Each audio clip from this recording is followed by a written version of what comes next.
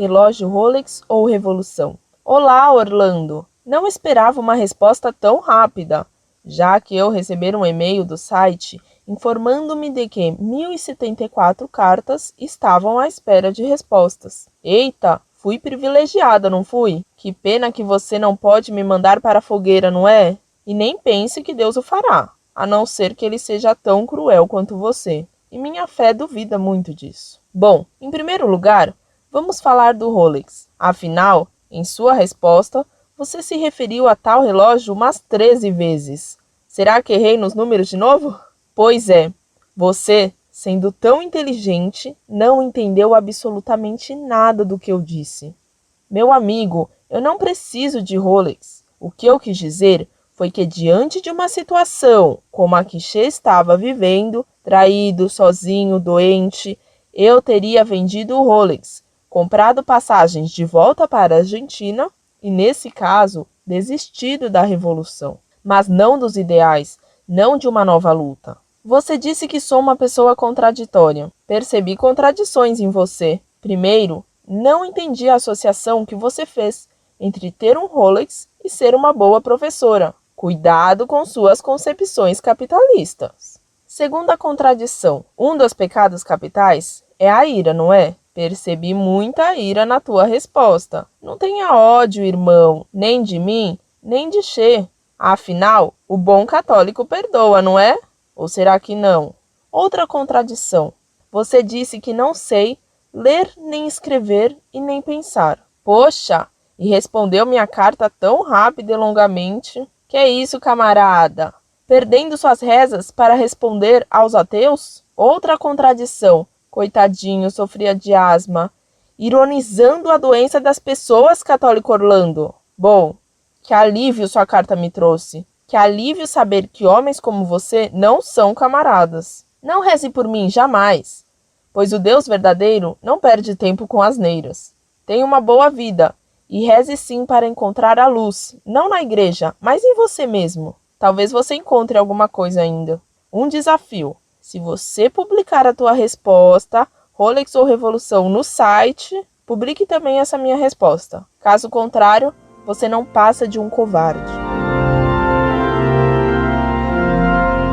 Prezada professora, salve Maria. Respondi rapidamente à senhora porque as cartas de adversários têm preferências em meu computador. Não aceito a igualdade. Prefiro privilegiar alguns, os que são contra.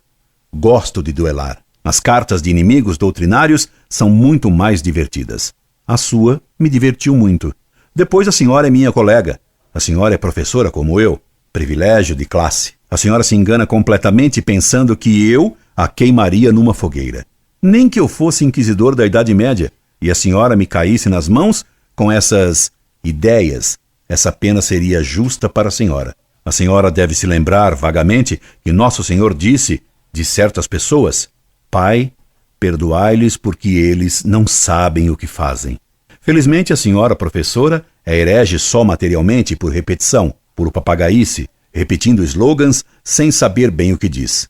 E creia-me, professora, não sou cruel. Escrevendo duramente a senhora, como a uma adversária, estou rezando para que nos tornemos amigos. Não acredita? Pois é verdade. Anseio por sua alma. Sei bem que a senhora não precisa de Rolex. A senhora precisa é de uma boa humilhação, para deixar de lado sua presunção que a faz julgar-se muito competente. Veja bem, não nego a sua inteligência, mas só a sua competência. Minha senhora, ensinaram-lhe tudo errado. Só isso. Deram-lhe um falso ideal. E a senhora engoliu isca e anzol. Daí, seu engasgamento com o Rolex. E a senhora ainda repete que largaria tudo na situação do Che vendendo Rolex. Nisso a senhora se revela muito mais negociante do que ele. E isso diminui o valor da senhora, pois eu quereria um dia morrer por Deus e pela igreja. Peço a Deus que me conceda essa graça que não mereço por minhas culpas. Mas quero ter uma boa morte e não uma boa vida. Não lhe disse, professora, que a senhora pensa mal? Pensou mal, pensando que desejo boa vida em vez da boa morte. Veja de novo como a senhora pensa mal.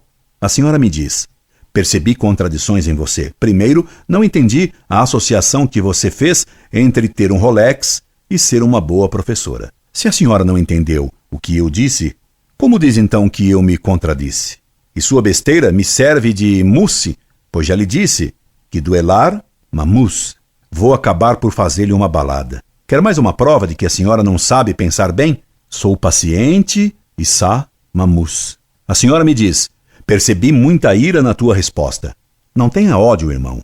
Minha cara professora, a senhora não sabe a diferença entre ira e ódio. E não tive ira nenhuma e nem ódio da senhora por sua carta. Já lhe disse, divertir-me com ela, como me alegro agora com a sua segunda carta. Repare, professora, alegro-me e não me divirto apenas. Alegrei-me sim porque a senhora disse uma boa palavra, que não renunciaria à luta. Melhorou. E por isso lhe dou minha admiração, por enquanto relativa, entenda, mas já uma certa admiração, que eu quisera que fosse plena. Dizia certa canção de gesta medieval, que tinha muitos erros, é verdade, mas que colocava uma boa palavra na boca de um cavaleiro cristão ao ver um maometano combater bem. Quel baron se fut chrétien.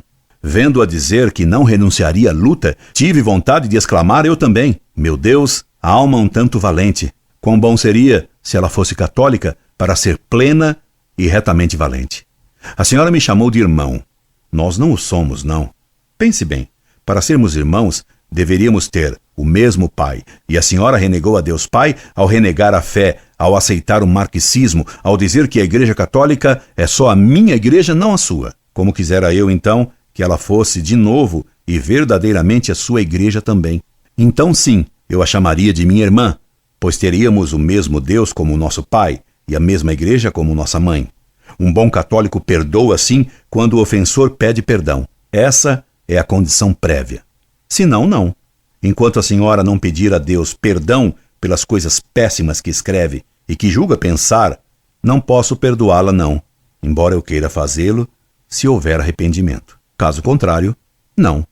E esse não maiúsculo é sem raiva, indicando só firme condição e firme convicção. Mais outra prova de que a senhora não sabe pensar porque não compreende o que significam as palavras. A senhora me diz: outra contradição. Você disse que não sei ler, nem escrever e nem pensar. Poxa, e respondeu minha carta tão rápido e longamente? Que isso, camarada? Perdendo suas rezas para responder aos ateus? Não sou seu camarada, graças a Deus, e graças a Deus a senhora o reconhece. Então por que me chama de camarada? Responder cartas como faço é rezar também, mas por enquanto não lhe explicarei isso porque a senhora não entenderia. Mas saiba, pelo menos que duelando com adversários, ou atendendo os que me pedem explicações, o faço por amor a Deus e todo esse trabalho é uma forma de batalha e também uma forma de oração. A explicação é mais profunda, mas, infelizmente, ainda não está ao seu alcance. Brutal e satanicamente a senhora me impõe: não reze por mim, jamais, pois o Deus verdadeiro não perde tempo com asneiras. Pois não vou atendê-la.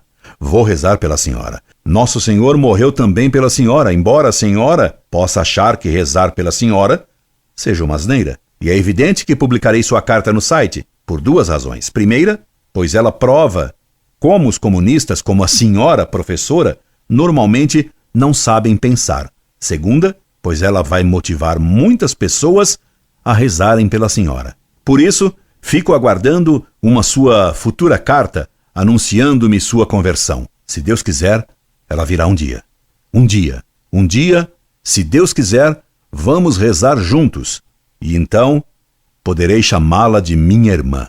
Um dia. Incorde Jesus Semper, Orlando Fedeli.